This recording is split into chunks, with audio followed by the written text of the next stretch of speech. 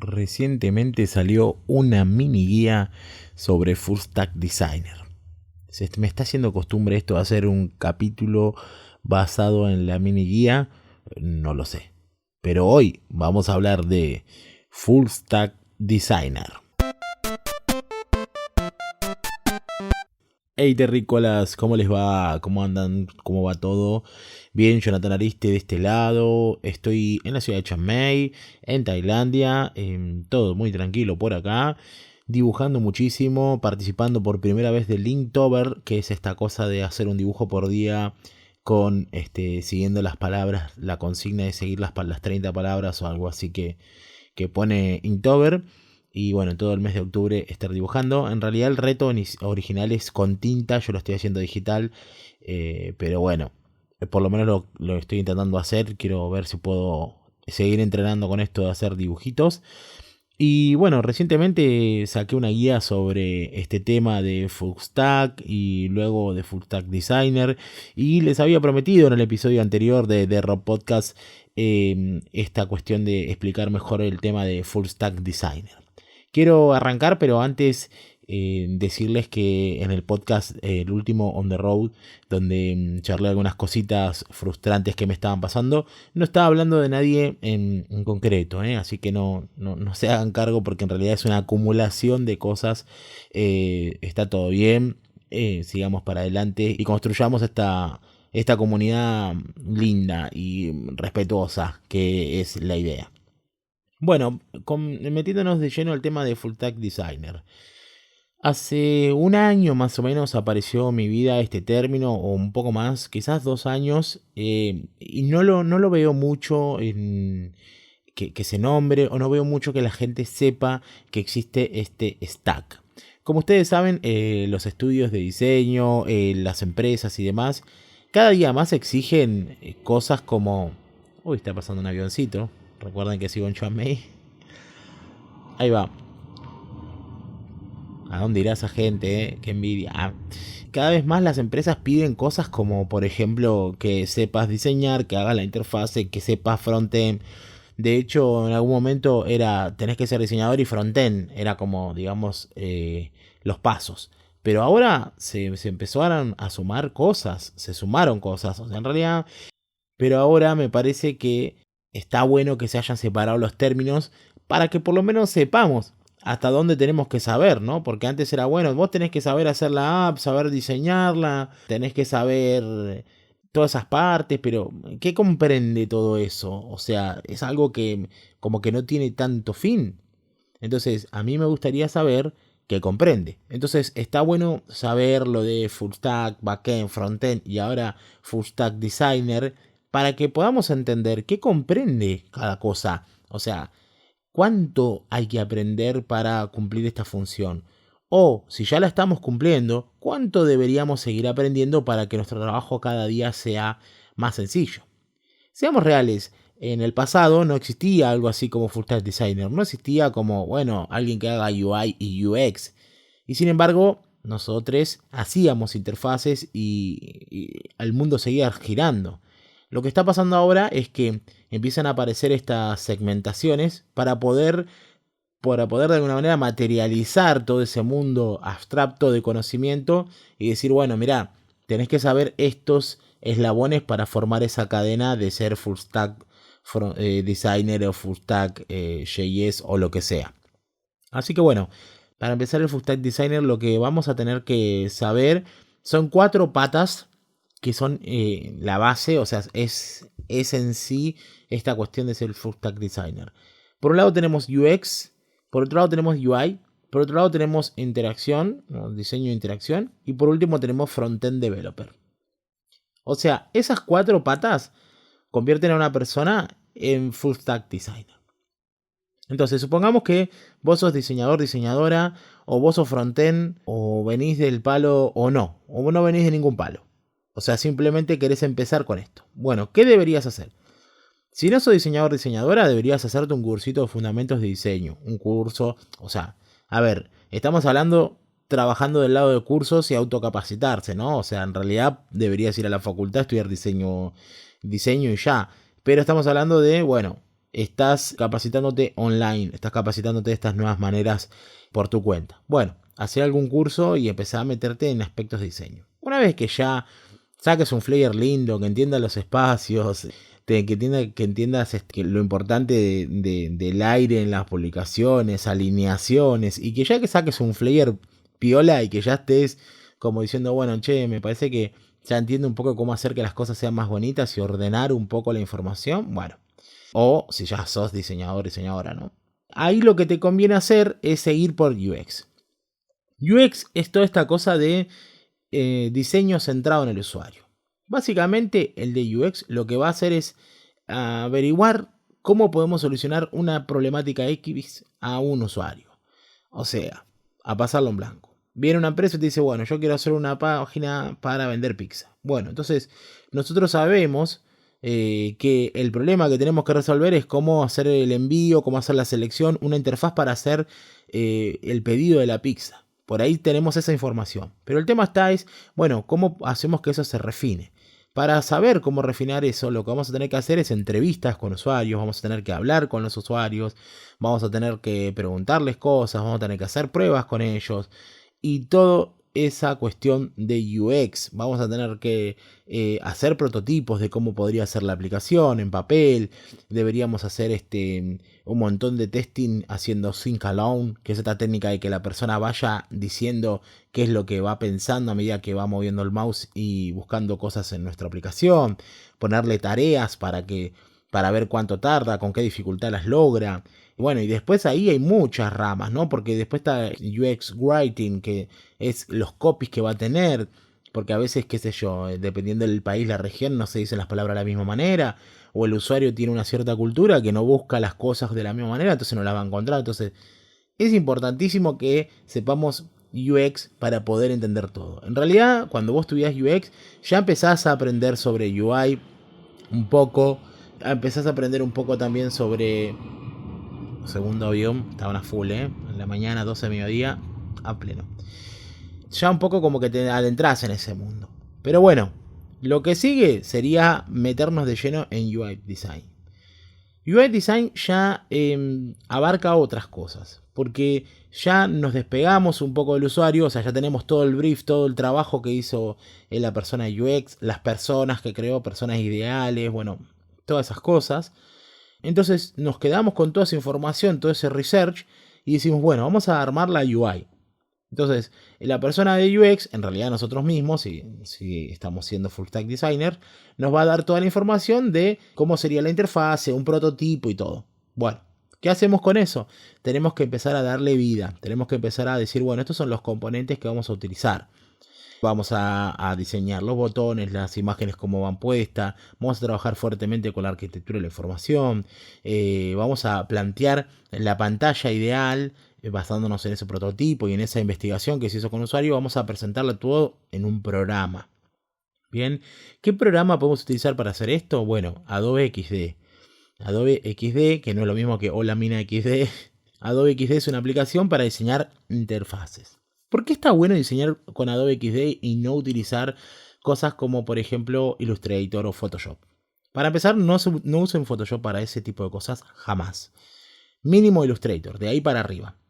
Está bueno usar Adobe XD porque nos permite hacer la aplicación teniendo en cuenta ciertas cosas que luego en producción no se van a poder hacer. Por ejemplo, el tamaño, la tipografía, el espacio entre letras, el interletrado, el interlineado, todas esas cosas a veces no quedan igual en HTML por el CSS, las capacidades CSS. Entonces, lo que está bueno cuando usamos un programa para diseñar interfaces, primero que ya tienen set de cosas relacionadas a las plataformas, Android, iOS y demás. Y segundo, que nos va a permitir exportar directamente códigos CSS de los colores, de las propiedades que pusimos para el texto. Y lo que vamos a lograr es que la persona que vaya a hacer el frontend va a dejarlo completamente fiel a lo que nosotros hicimos, porque tiene herramientas para poder sacar esas propiedades. Y no es a ojo que lo mira y dice, me parece que le puso un negro, a ver, le hago el color pick, le pongo este negro que me parece que es parecido, creo que tiene 14 de tipografía. No, es tal cual lo que nosotros pensamos en el diseño, lo que la persona de frontend va a poder realizar. Lo siguiente que vamos a tener que investigar y estudiar es Interaction Design. Interactive Design, Interaction Design.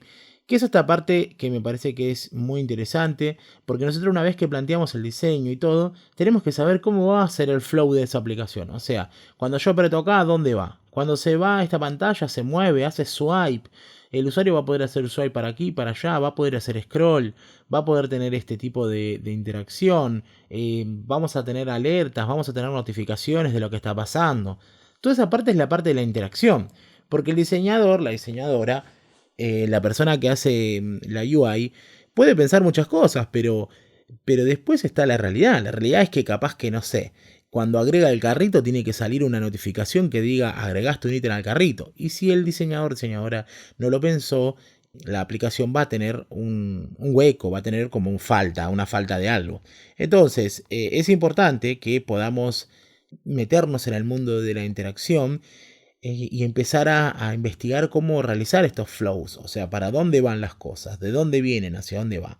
Y después hay otra cosa muy importante en Interaction Design, que es qué pasa con las plataformas. No es lo mismo la UI de Android, no es lo mismo la UI de iOS, no es lo mismo ahora iPadOS.